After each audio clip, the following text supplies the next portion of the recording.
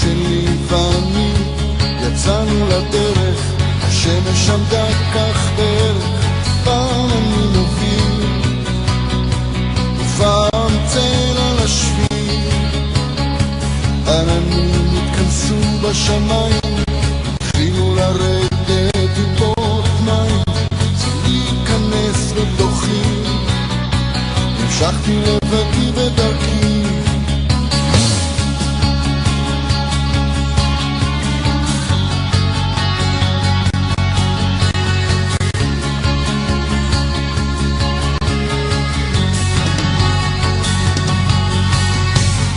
הרוח תיתן, הפחד טפטף וחלחל, צילי בתוכי מרעיל, מפחיד יותר מתמיד.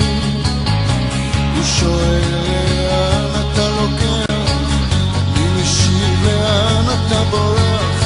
כמה תמיד קירות מוגנים, כמה צל כשהאור בפנים.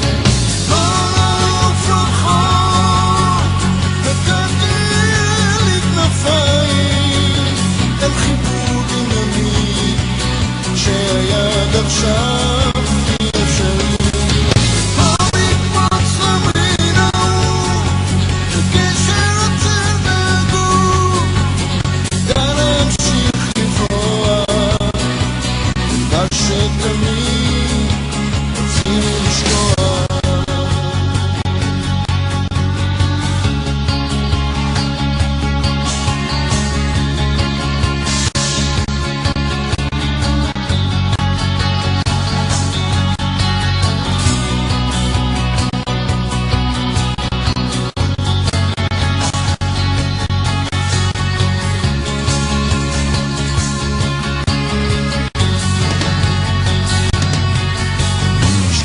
את דלתות הבלבול, את הילד שמציץ דרכו המנעול.